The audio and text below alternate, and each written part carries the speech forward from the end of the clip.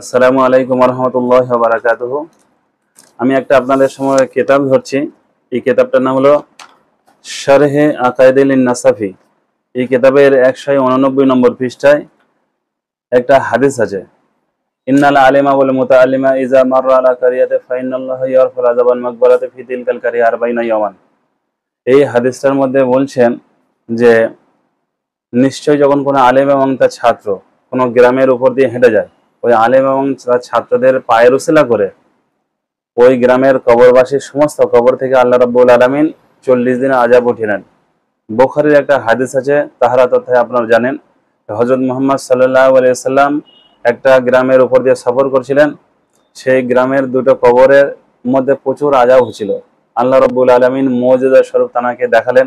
তিনি একটা খাজুর ডাল ভেঙে দুটো টুকরো করে সেই কবরের মধ্যে বিঁধে দিলেন এবং সাহাবায়ে কেরামরা জিজ্ঞাসা করলেন, এমন করলেন কেন? তিনি বলেন, এই গাছ যতদিন, এই ডাল যতদিন জিন্দা থাকবে, জিকির করবে, এই কবরবাসীর কবরে আযাব একটু লাঘব হবে, কম হবে।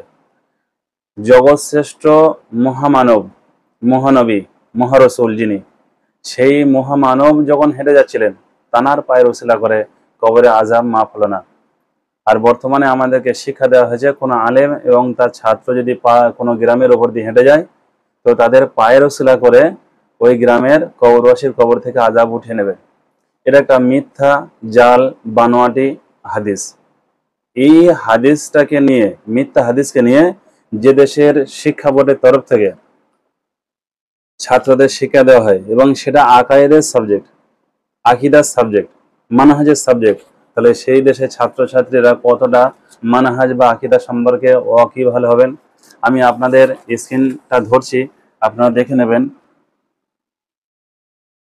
পরিষ্কার করে লেখা আছে, আপনারা বুঝতে পারবেন, ভালো করে পরিষ্কার করে দেবেন, দেখে নেবেন। তো যে দেশের শিক্ষা বোর্ডের তরফ থেকে ছাত্রছাত্রীদেরকে এরকম আকীদা ভ্রষ্ট হাদিস পড়ানো হয়, তাহলে সেই দেশের ছাত্রছাত্রীরা আকীদা সম্পর্কে, মানহাজ সম্পর্কে কতটা ওয়াকিবহাল হবেন। একটা মিথ্যা হাদিসকে নিয়ে আকীদার সাবজেক্টে ঢোকানো হয়েছে, তাহলে আমাদের আকীদাটা কতটা শুদ্ধ হয় এবার আপনারা চিন্তা ভাবনা করে দেখুন। আজকের ছাত্রছাত্রীরা বুঝতে চাচ্ছে না, আমাদের দেশের মানুষরা বুঝতে চাচ্ছে না এবং ওলামায়ে কেরামরা বুঝতে চাচ্ছে না। জগৎ শ্রেষ্ঠ মহামানব হেঁটে যাচ্ছেন, তানার পায়ের উসিলা করে কবরে আযাব মাফ হলো না। আর আমার আপনাদের মতো ফুটমুলি সাহেব যখন রাস্তা দিয়ে হেঁটে যাবে, তাদের পায়ের উসিলা করে কবরের আযাব মাফ হয়ে যাবে। এই যদি আমাদের আকীদা হয়, তাহলে আমাদের আকীদা কতটা বিশুদ্ধ, একটু এবার আপনারা চিন্তা ভাবনা করে দেখুন। এখানে একটা বই আছে, হাদিসের নামে জালিয়াতি, খন্দকার আব্দুল্লাহ জাহাঙ্গীর রহমাল্লাহ লেখা কিতাব, এর মধ্যে পেয়ে যাবেন।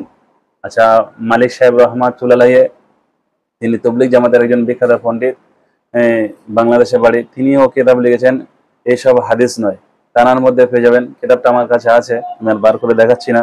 তো আলহামদুলিল্লাহ, এই তাহকিক করার যখন আমাদের ক্ষমতা হলো বা বুঝতে শিখলাম বা জানতে পারলাম যে এইরকম করে আমাদেরকে এই ভুল আকীদায় চলতে হচ্ছে বা ভুল আকীদায় চলেছিলাম, সেই কারণে আমরা এই আকীদাগুলো পরিত্যাগ করে দিয়ে বিশুদ্ধ আকীদা নিয়ে জীবন জীবিকা করার চেষ্টা করছি এবং গোটা জাতির মানুষকে সহি আকীদার আলোকে, কোরআন এবং সহি হাদিসের আলোকে জীবন গড়ার জন্য আহ্বান করছি।